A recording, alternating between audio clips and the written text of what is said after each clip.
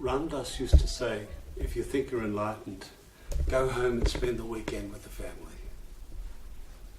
Such wisdom in that saying. Because there's nothing like the family. They know where all the soft spots are, the vulnerabilities, where the buttons are. And one of the indicators of real awakening is how we respond to feedback, particularly critical feedback. Because it's relatively easy to act enlightened, to be detached, to be cut off, to be above it all, to be unaffected. Yet it's not real. It's neither authentic or sustainable. But real awakening shows up in response to whatever arises. You may be familiar with the story about an old monk, a beautiful saintly being who lived in a hut by the river on the edge of a village. And every time the villagers came across him, they would remark on how saintly he was, how humble he was, how wonderful he was. And he'd just say, "Oh, is that so?" And it happened that a young woman in the village got pregnant. And when she could no longer hide it, her belly became so big, her parents demanded who was the father. And rather than admit to what was really going on and who her boyfriend was, she said, "Oh, it's the monk, the holy man." Everyone was outraged. The word spread through the village like wildfire, and a huge delegation marched out, and they ripped into this old man, telling him what they thought of him. And he listened to them and said, "Oh, is that so?" After a few more months, the baby was born, and the parents insisted on taking the newborn child out and giving this little baby girl to the monk. So, "Here, take this, the fruit of your disgusting behaviour." He said, "Oh, is that so?" And he took the child and cared for it.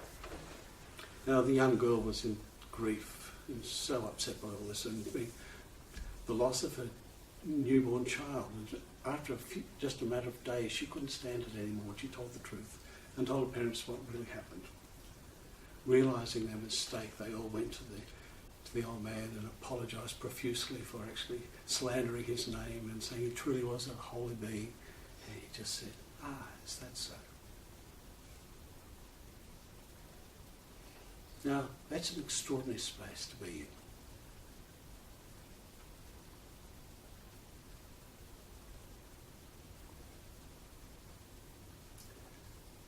in. And for most of us, we understand the idea of that, yet behaviour is something else. It's really an information issue. There's always a gap between what we think, what we know, and how we actually show up. So here's a really useful hint. Learn to fail gracefully. Yep, you stuff up, particularly around critical feedback. It's okay. Let it go. One of our teachers, extraordinary woman, Liz Green, Jungian analyst and astrological teacher, and she used to say, anything you deny, it doesn't go away, it goes down into the basement and makes bombs. Oh, such wisdom there. Yes, you can fake it, you can pretend, yet it's not sustainable, and the bombs will appear. Decades ago, a wise teacher said to me, "Peter, if anyone really hurts you, particularly someone you love, someone who cares about you, if they rip into you, instead of defending, instead of reacting, open up. Open right up and allow it to sear into you. Let it touch the core of your being. Because extraordinary insights can arise when we actually stop being defended and open up. Because feedback is one of the keys for real growth.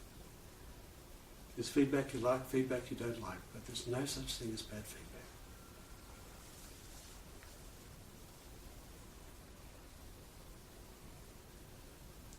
Remember riding my bike. I used to love motorcycling, and anyone who's ever ridden a bike knows that moment of flow when the bike, the rider, the sound, the wind, the road, everything just becomes one.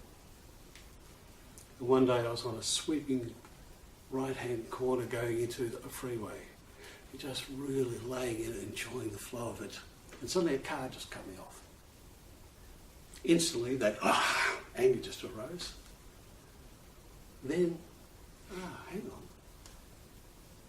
He may not have seen you. Who knows what was going on in their heads? They didn't do it deliberately. So, okay, it's okay. Learning to fail gracefully.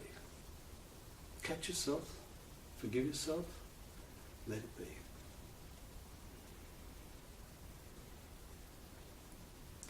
There's a beautiful Zen story about a man who went out in a rowboat one day. Beautiful sunny day. So he got in the boat and rowed into the centre of the lake.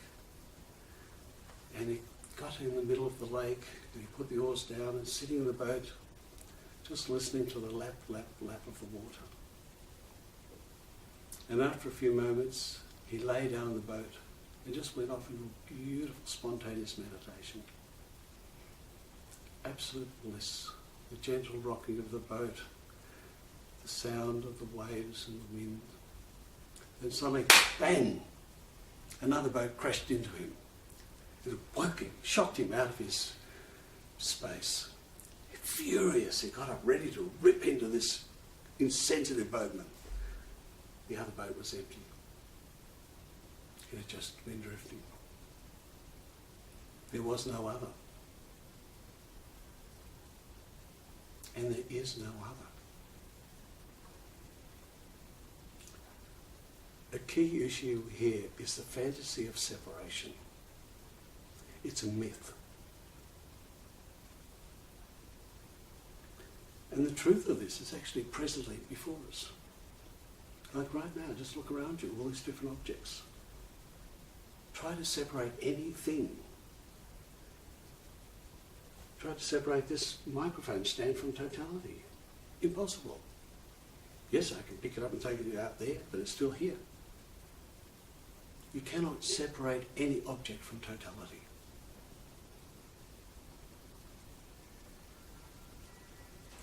Everything is multisensory. Like right now you can hear the wind chimes. Attempt to separate the visual from the audio. You can't. Yes, you can contrive it and close your ears and close your eyes to get it. It's inseparable. The truth of this inseparable totality is right before us always. Always separate with time. Past, present, future. I remember years ago working in Atlanta and being on the telephone talking to Kalyani here in Melbourne. According to time, I'm in yesterday and she's in tomorrow. Yet we're having a present conversation. And according to which reference point you take, one or other of us is in either in tomorrow or yesterday. It has no reality. Time, it's relatively useful. We all show up here at 3 o'clock on the first Sunday of the month. I mean, yeah, of course. These relative agreements are absolutely fine. No problem with that. Yet, it has no real reality.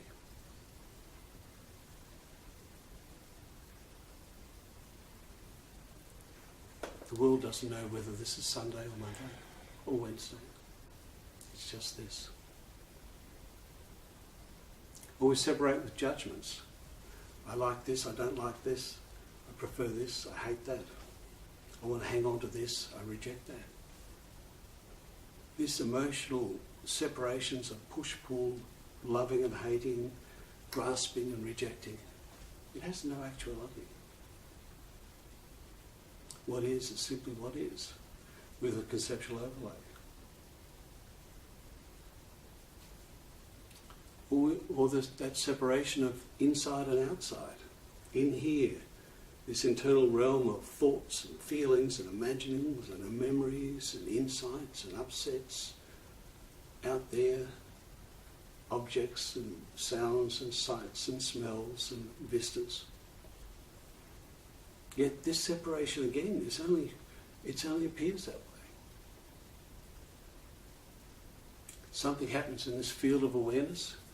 It spontaneously springs up a memory, and we project that memory and we clothe this world with that past experience. Or our imagination kicks up. That stump looks like a wicked witch, and all sorts of fears and anxieties spontaneously arise. This outside-inside separation, which seems obvious, but it doesn't stand up to investigation. Or that fundamental separation of me and the world. It's simply not true. That this wakefulness, this presence, the thought stream, the objects appearing, the witnessing, they're not different things, they are one.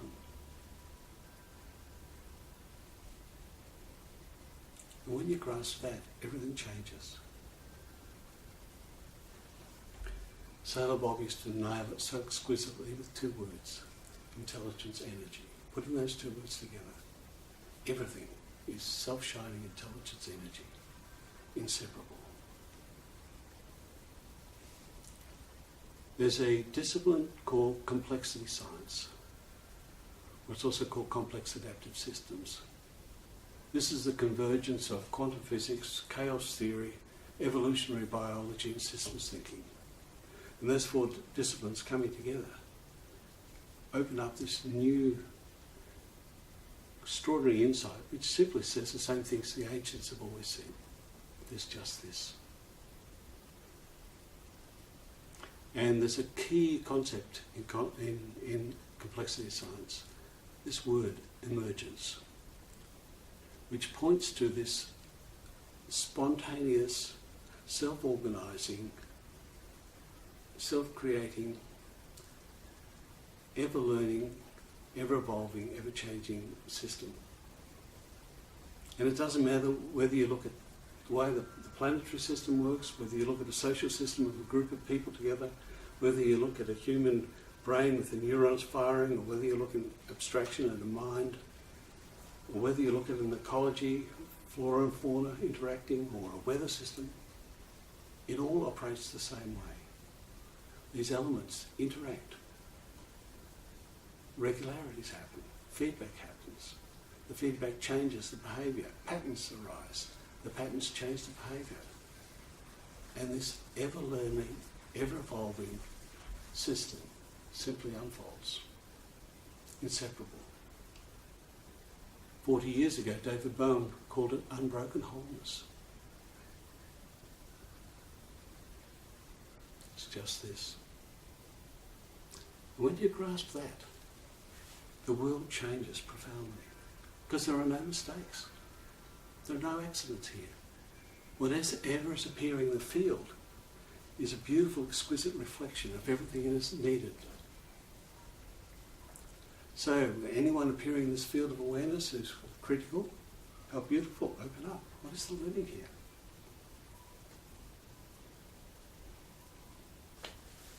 Anyone you react to, how exquisite. What unowned aspect of self is being projected and then reacted to when we see it.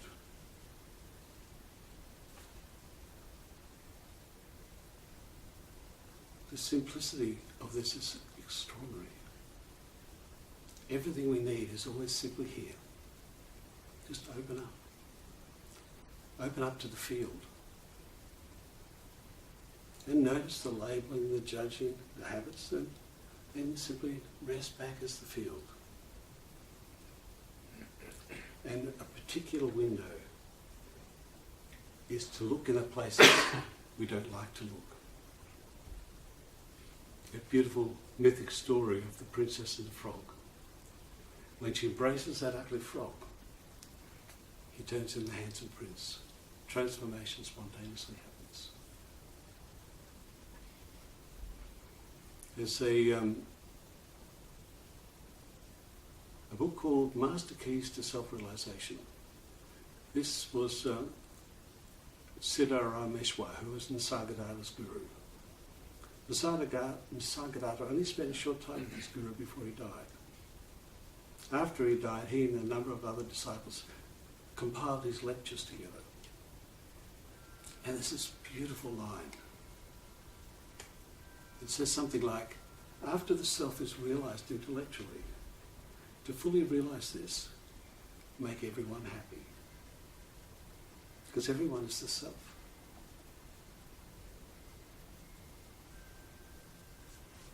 Or in John's letters to the disciples in the New Testament, he says, God is love. And everyone who loves lives in God and God lives in them. So everything we need is always presently here. And feedback is the key. Every time that you judge, how exquisite. Because objects create subjects. So where is the judging being here? Where is the reference point? Have a look. Every time you react to someone, how exquisite. What is unowned here? Because so often the key for transformation is in the place we reject. In our deeper work, working one-on-one with people, at some point or other you start to deal with the dark side, with the unwanted aspects of self.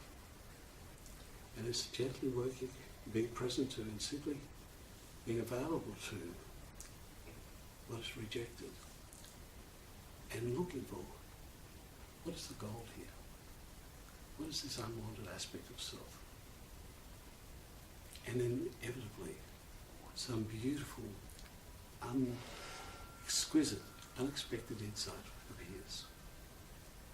Do you have suggestions on how to be more aware of it being one whole system? There's some practical things that can be done at any time. Just as soon as you notice labelling, stop labelling. Okay? Walking around, just walking without labelling. Because the memory machine just runs automatically. You know, this is this, this is this, this is this. And as soon as you notice it, there you go. Just fail gracefully. Doing it again, that's okay. It's the gentleness is the key. Because you see it. Then if you beat yourself up about it, you actually recreate the story. If you attempt to ignore it, you recreate the story. Just like, there you go. Labelling again. It's okay. And another hint is the habit of noticing things, seeming objects in that scene. If you fall back and stay in the noticing, that's not the content of what's arising, but simply the noticing, the seeing as such. So the seeing isn't about the particular object that's being fixated on. There's another step that's happened there. There's seeing, then object, fixation, etc. But folding back into that seeing or the noticing and taking it, the attention away from the content. Because the thing is, it's already happening. Yeah. The pure seeing, the hearing, the feeling, the tasting, the touching, the sensing is always already happening in an unfixated open way. And it's the habit of noticing the thought stream. So it's not we have to do something else, we just stop doing the other thing. And again, just there you go. As soon as it's noticed, what's noticing it? It's that wakefulness that's noticing it. And it's giving a hint. Just follow those hints. Yeah. So could you say that's recognising, Yeah. recognising, as Bob says, Yeah. what's going on? Yeah. Exactly. Yeah. And the recognise, it puts it beautifully, Mm. because it's already, as he says, already been cognised. Yeah. And it's being recognised. It points beautifully to it. Mm. I was interested in you talking about the rejection, because from my experience, that's when you learn the most. Is looking at those rejections. Yeah, yeah. It's adversity that teaches you. That's Yeah. where you learn about yourself and what's going on. Absolutely. Yeah. In the medieval traditions of alchemy, European alchemy, they would start with a base metal, lead, or sometimes they would use stuff like animal manure. And that would be the basic material that they would start to work with. And the object was through a series of long processes and experiments that this base metal or this base substance would be transmuted into gold. Now, the actual work that was really going on was a profound psychological transition, transformation. That was really taking material in the flask and the various other components in alchemy was purely that in which to project the contents of the psyche as such, a device. And so that's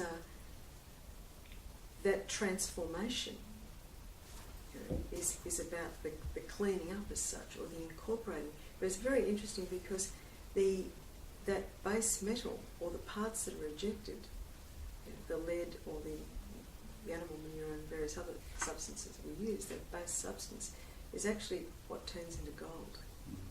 So quite often the stuff that's rejected, people identify certain things within them they don't like and they reject it. And as Peter said before, that quote, it just goes down to the basement and makes bombs. It becomes problematic. And then there's a lot of wrestling going on to try and stop the thought or stop the fixation, rather than just combing it out like you comb hair. So it is a non-issue. Because some of this stuff is housework, and some of it is just changing habits dramatically, like full stop or various other things. But some of it is actually requires a bit of housework because it's habitual stuff, and it can be very useful and very helpful without getting caught up in a great long process and spending years and years and years doing something that's essentially can be done far more economically. It can be very useful to clean up a bit of this stuff. It's quite interesting. I've had a few dramas recently, and I was thinking the other day, gee, I've been out of control lately. And I thought, hang on, that's a profound thing. That's literally right. I am out of control. I'm not controlling any of it. That's right. Exactly. Try controlling the weather. Yeah. And it's this inside-outside stuff. In the mid-70s, we spent 3 months in a Sufi community in Indonesia. And the master there was always on about work. He wanted everybody to work.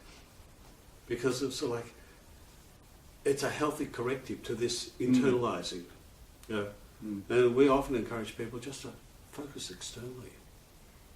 Because it makes no difference, in, out, it's all the same. Yet this can be really illuminating to actually look in a different place. Because this can get so neurotic, isn't it? Self-obsessive loops. It's attributed to Heraclitus, who was the teacher of Plato 2,500 years ago. You cannot step into the same river twice. Because everything is new, everything is self-organising, everything's always changing. And starting to let that become alive to you, the whole world changes. There's no other. There's no accidents. So everyone in your field is there because they're you. There's no objective world out there, just as there's no objective self in here. There's simply this unicity. We think if bits of our existence weren't there, something would be better. Yeah. If there's something that's bugging you, like a person, you think if that person went away, but you can't, right? So the problem is not the person, the problem is you're thinking about that person. And just see that and change it. Stop it. The coins always have two sides and a middle. They're set. Can't do anything about it. They're just as they are.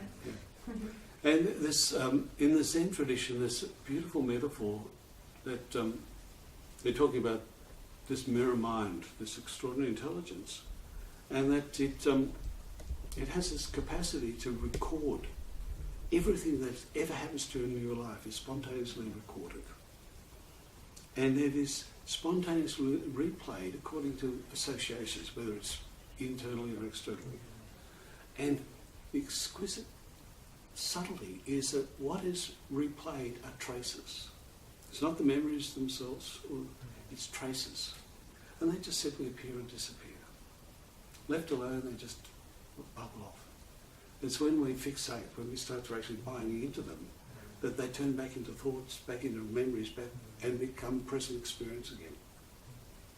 And such an exquisite hint here that just let it be. Something arises, left alone, it moves and disappears. Appearing, disappearing, reappearing. When you fixate on it, it seems to get worse, like it gets more heavier. We concretise things. Yeah. And you have to try and get it. But see, you let it go the first time. But see, knowing that, Michael, knowing that, why continue? And again, this is this hint of failing gracefully. Because it's really an information issue here. We've all got more than enough information to get on with it. And, you know, there's those old habits. And just see them, see through it. And it starts to fall away. It starts to loosen. The knots loosen. Unraveling happens.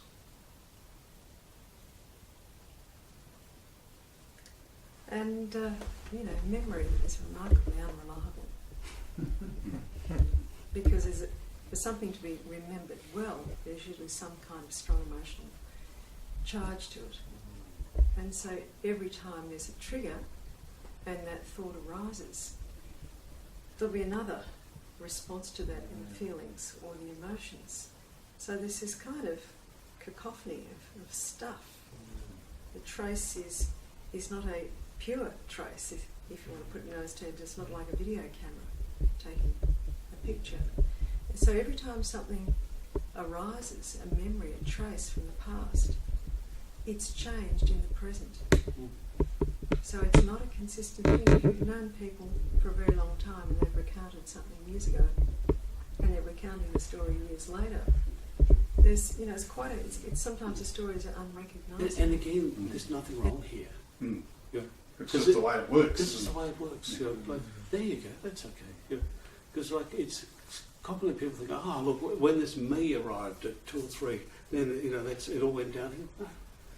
It's not an accident that a reference point arises. It's part of being a human being. It's not a problem to be got rid of. It's simply to be seen for what it is. Reference points will always arise. It's about not owning them or buying into them. You know the mirage is a mirage. It's not a big deal. Beliefs. But that comes back to the issue. The only issue is fixation.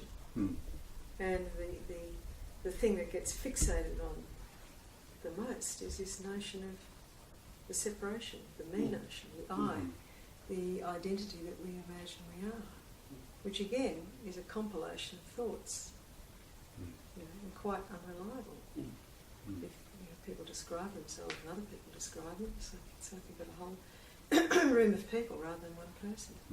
So it's all conceptual. Everything is conceptual. It's all a construction. And that's not a problem. There's nothing wrong with that. When we imagine that as the real, take that as the real, then there's suffering. That's when the drama starts. Yeah, we live in it as real. Well, you're living in the dream, if you like. You put belief into it. You take it as the real. So in seeing that everything is conceptual, every seeming thing is conceptual, and that key thing, so-called thing in that, is this me notion, which is just another object in the seeing. Seeing that, then it takes the sting out. And the seeming separation starts to get very fuzzy. Starts to get very, very fuzzy and very blurry. And then that clarity of seeing no division, no separation, the unity the completeness, the wholeness, the singularity of the what is becomes apparent. That was a hint that this person told me 30, 40 years ago, just particularly people who love you, because the truth is often spoken so clearly by those who love you, and particularly when they're angry. And just to go counterintuitively to all the defensive routines when you can, and just allow it in, allow it to touch deeply. And that's starts a spontaneous, self-organising unfolding. Because the insight you have is really valuable, because you know there are these sore spots, these tender spots, this woundedness. And it's usually, just like an animal's foot will sort of be self-protective around something. There are often really useful things there. And you can just simply, you can either be completely present to it, so there's no you, there's just the experiencing, and something extraordinary happens when that happens, or else the other end of the stick, just really look for the me, the holder of this wound. Where is the me that is holding this wound that is so defended? And of course, we know intellectually that it can't be found. Yet the hint is just to actually do the investigation so thoroughly that it's seen through. Because without a me story, there's no story. But it's not that we get answers, it's simply that the questioner falls away. And so a practical hint, those unwanted, those wounded places, they can be incredibly useful, incredibly rich places to explore. And when we fail and stuff, I just fail gracefully. Oh, there you go, that's okay. And every time that happens, a loosening happens. Because it's this whole universe runs on feedback. It's the key ingredient that creates a spontaneous learning, the spontaneous changing, evolving. It's the mental shift that these things are useful. It is a dramatic shift. Yeah. Because at the moment they're problems, but they're actually useful because they can. But the exploring too doesn't mean you get on there and you get on the whatever it is and you start riding it and keeping on going. Exactly. Because it just actually accelerates and creates more stuff. So it's a subtle thing here about seeing and recognising, and that feedback, but not turning it into something else. Going on a trip, a big journey with it, and starting the story each day. Yes. It's just more of the same. Yes. So it's a very subtle thing that's being pointed to. And again, as Peter said, coming back to that notion of the me, where's it being held? And where's it being judged from? How is the discerning taking place between something that is seemingly desired or pleasure, or something that's wanted, and something that's unpleasant and is rejected? So at the core there's some kind of discernment. There's been some labelling and a decision that one is preferable and one is definitely not preferable. And that both of them require energy. Both of them require oxygen. So if there's something that's unpleasant, first of all there's been a labelling, a reference point, and then there's some effort going into pushing this thing away. While ever we're in battle with something, we're giving it oxygen. Keeps it alive. It's a dance. It's two. Some labels are easy to see through and some are really stuck up really tight. Yeah, the blind spot ones, they're the best. They're the best. So, yeah. And the exquisite thing is, your speaking is so clear. Yes. So the intelligence that you are is knowing this. And that's so fascinating. As people outline their dilemma, And they're very clear about how it works and how it doesn't work and how the pattern goes and all that. And so the question is, where is this being articulated from? It's wakefulness, it's self-speaking. Yeah. So the knowing that you are is already clear about this.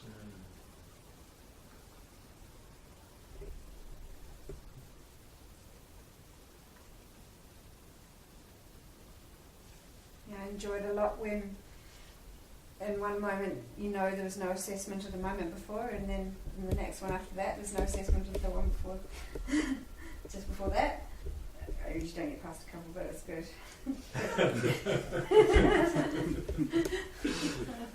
When I'm not a snap to do a thing, it's an instant truth. Yeah, and stay in that noticing, rather than the content of the noticing. And it happens or it doesn't. I mean, that's Yeah. that's the habit. Is we focus in on the content, as we were just speaking before. We label it as something we either like or we don't like, and then we go into battle as if somehow it's real. And so, falling back into that noticing, not the content that's appearing, but falling back into that spaciousness or awareness. Relaxing back in that awareness that you are. And then content rises, content subsides, but if there's no fixation, if there's no interaction, if there's no wanting to kind of throttle the daylights out of it or hang on to it, keep it, just, moves and flows as it does out in the sky. I've very recently, discovered that everything is to be trusted. Which was a massive realization. It gave almost like an acceptance of whatever is going on here is perfect. I don't have to do anything. And the thought that I need to do more, the thought that I'm not good enough, or the thought that I need to get there, wherever there is, really had me chasing this thing that I would never reach. And it just stopped. Because this intelligence is total. It's not necessarily just located here. It's everything, everywhere. Intelligence and energy. It's allowed also the grasping to subside. And from that place there was a deep wound that arose and a cry from within that I hadn't accessed before. It was lodged. And it's no accident we talk about the defended self. It's self-defense. Because everyone has a wounding. And how exquisite is part of the human condition. And it's the thing that actually often encourages us to look and to be dissatisfied and to explore. This workshop I was at earlier this week, where the cry happened, from that place, these words just came out of my mouth. It wasn't even thinking. It was like, oh, they're laughing at me. It's just these words came out. It's like, fuck, where did that come from? And it was like a really early memory that I hung on to and created a whole life around. And that's, and again, we're always doing the best we can. Great decision as a young child. Not necessarily the most useful life decision, yet existentially absolutely appropriate as a vulnerable young being. Because when the cry happened, there was an actual group who had finished the breath work, and they were having a cup of tea, and I could hear them in the background just sort of giggling and talking. But then that came from that, and then the memory came back of where I decided back then to almost whenever I would then go back to a group to deny this, and when the words came up the other day of, oh, they're laughing at me, there was a decision to not have to deny this, to enter any group. So thank you for sharing that intimate stuff, because That's the sort of the material of Mm. allowing the woundedness to touch, be Mhm. touched. Yeah. Because I suppose when I first came to Bob's talks, and it was almost like again a part of me that wanted to deny the human experience, Yeah, and yet it's almost embracing it. It's not almost, it's the exact opposite. Absolutely. And this is the funny thing, it's like there's so many misunderstandings about this work. People think, you get free, you get detached. No, you get more connected. Empathy increases, openness increases, vulnerability increases, because when you start to get that you are everyone, how could there be a separation? Well, take this seriously, that there is no separation, that everything is self-organising, that everything is intelligent. It's not random or accidental. Your world is exclusively self-creating. There's a perfect reflection. Everything you need is readily available. And as insight offered to us is beautiful. Trust. Trust everything. Open up into it. Be available to it. Be vulnerable to it. If there's no separate self or protection mechanism, how can the universe be out to get it? Yeah. Because that image of like when we, something happens and we try to suppress it, and it's like a character running away and another character chasing it, and you're both of them. Or the beautiful traditional image of like you have a blood stain on a cloth, and so you rinse it in blood to remove the stain.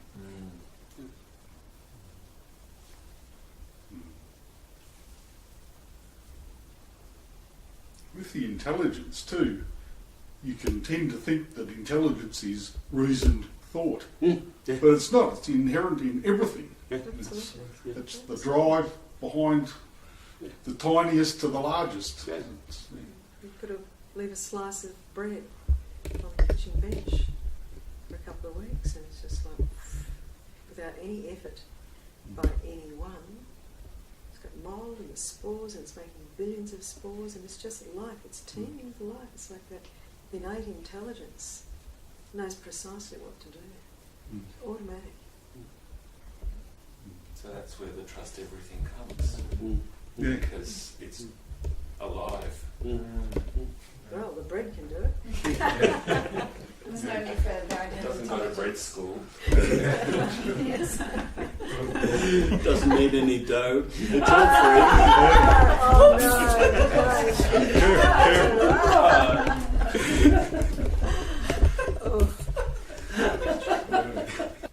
We can create all sorts of explanations and stories, and they're very beautiful. But coming back to the immediacy, let all that go.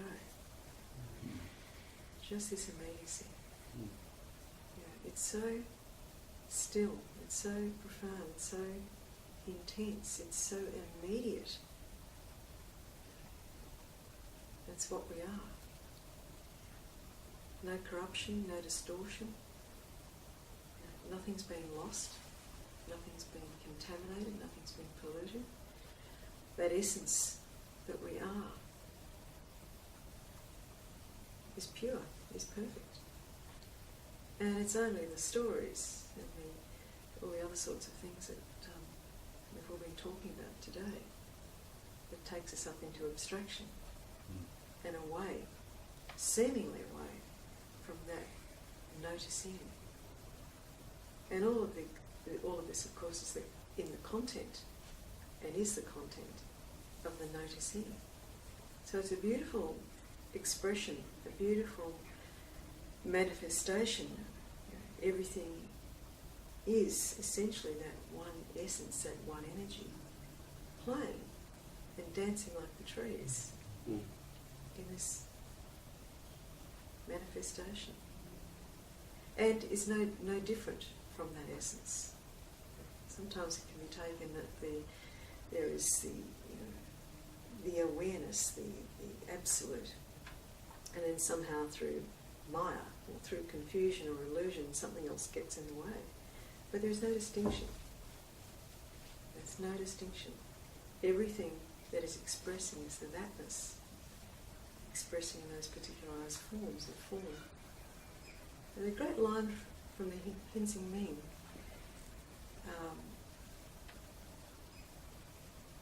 which is completely gone. To deny, no, it's back again. You see, the mind is a really interesting thing, the absurdity.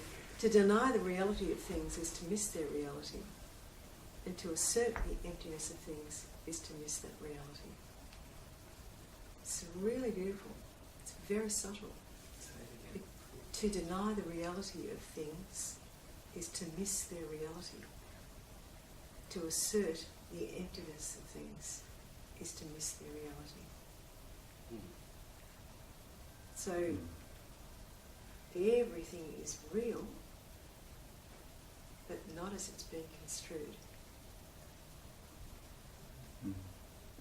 That's the tagline. So all teaching is an abstraction. It's conceptual. Mm. Everything it's said is conceptual. Yes. Conceptual, conceptual, conceptual. Yes. And there's no problem. Mm. Yeah? It's neither good or not good. It's just in that recognition there's a frame. Just as the that well-worn image, traditional image of the mirage. Looks like water on the road. And after it's been seen a few times, there's a very deep knowing that in fact it's not water at all, it's a mirage. But you can't say the mirage is real, or you can't say it's false. In actual fact, the mirage is real, it's a real mirage. It's not a pretend one. So this gets really tricky, because otherwise, see, the mind loves to divide. It likes something to be real and something to be not real. And that's duality. Once we're very clear on one thing, we've created its opposite. So in a sense, nothing can be seen.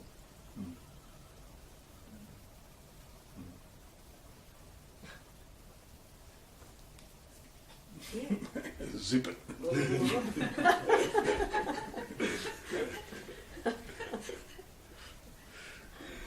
Isn't that what Papaji used to say? Be quiet. Probably a very wise thing to say. You never zip in the wrong place. But that's exactly it. And that, I think that was the moment I had earlier the week, was when all the chatter stopped, and it was almost like a conscious decision. Can I trust not to have the chatter? Can I let go? And will I be alive at the end of that? And in fact, there was just life after that. It was just, this is just happening. This is alive.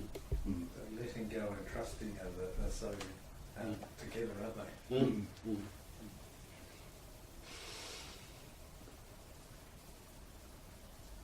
And the key is what's letting go and what's trusting. What's not letting go and what's not trusting. So going to the core, the very core of it. The idea of ourselves. Yeah. That is doing. The doer, which is a beautiful, beautiful word. It expresses it very well, I think. So the notion of being the doer, the one that's driving things, the one that's in control, is one that's in charge. Such a magnificent fantasy. So when Taz said, trusting earlier on, I felt letting go, like as the meaning piece came. So I didn't generate it, you said it. I was exposed to it, and then I could feel letting go, and then just peace.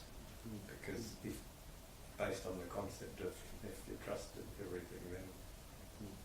But it wasn't like mentally I did anything, it just happened just then when you said trust. And everything is the thatness. The Mahavakya, when they say everything is that. And there's not another word that comes after that. That is not a complete sentence.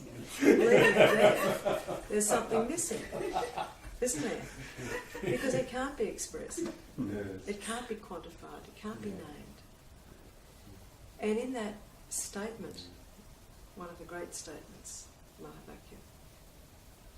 Yeah. You are that, or everything is that, or that thou art. They don't mean with a bit of work, you can get to that. Or a bit of polishing up or a bit of improvement, you can get to that. It's a statement of fact, it is now. And that's the very thing that Nisargadatta took on board as fact from his teacher. His teacher said, you are that. And he went, yep, total acceptance. And then it was just a question of reaffirming and seeing that for himself.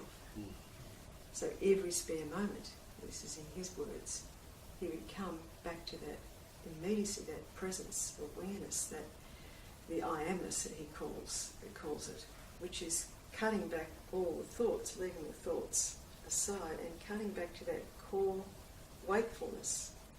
When you wake in the morning, it's just a wakefulness before we re-inhabit that character, before we put the overcoat on of identity. So cutting, that's what he did. He took on board as fact that he was that. And then every spare moment, just leave the thoughts aside, or if the thoughts keep running, doesn't matter. Just take the attention out and let them do their thing. They're not yours anyway. And come back to that immediacy.